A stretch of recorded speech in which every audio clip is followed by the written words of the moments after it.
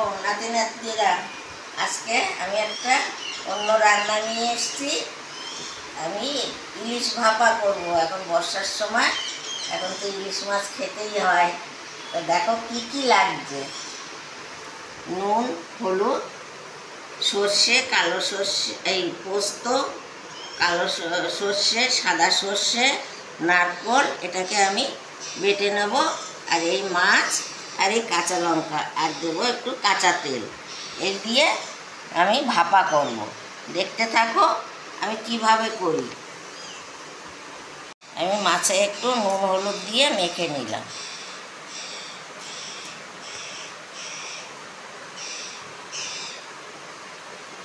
আর আমি হলুদ দেব না, এই দেওয়া হলো। আর একটু দেব কাঁচা তেল দিয়ে মাছটাকে আমি মেখে নিলাম।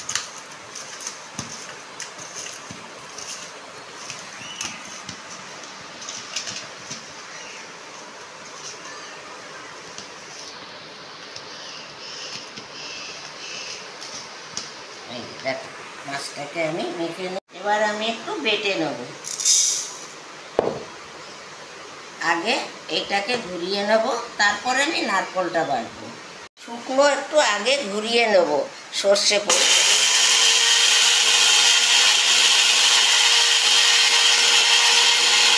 শুকনো বেটে নিচ্ছি, এগুলো হয়ে গেছে বাটা।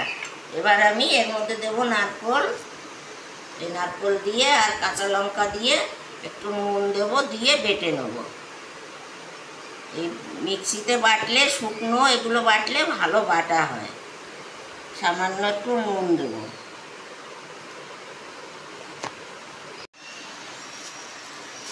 এবার আমি আবার একটু বাটা হয়ে গেছে। এবার দেখতে থাকো আমি কি করে মাখাচ্ছি। এই যে সবই দিয়ে দিলাম।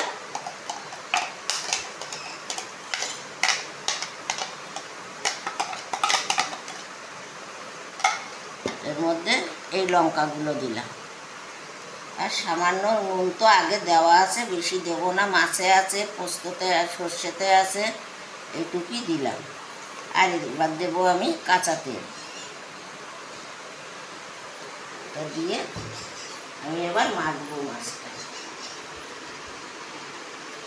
শিলে বেটে রান্না করলে বেশি ভালো হয়, কিন্তু কি করব, আমি এখন পাচ্ছি না শিলে বাটতে, পজিশন পাচ্ছি না।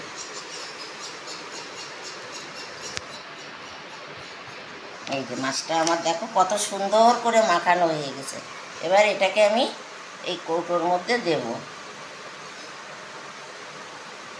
এগুলো একটা একটা করে সাজিয়ে দেবো এর ভিতরে।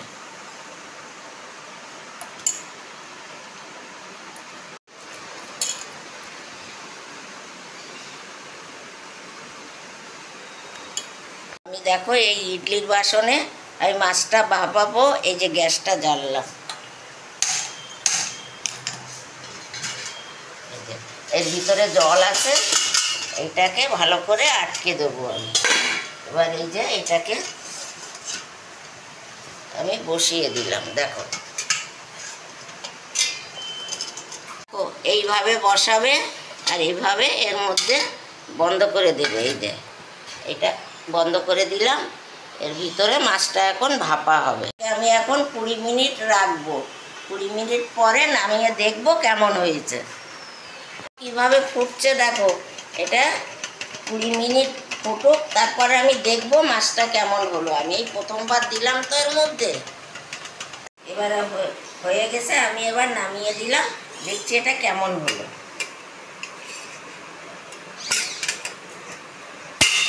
এবার আমি খুললাম, দেখো এটাকে এখন বার করবো জলের থেকে। এই কেমন হলো, এই যে ভিতরটা দেখো খুব সুন্দর হয়ে গেছে। এবার আমি দেখাচ্ছি তোমাদের ঢেলে। গন্ধটা খুব সুন্দর হয়েছে, কাসুন্দির মতো লাগছে। দেখো তোমরা, আমি ঢেলে দেখাচ্ছি তোমাদের। দেখো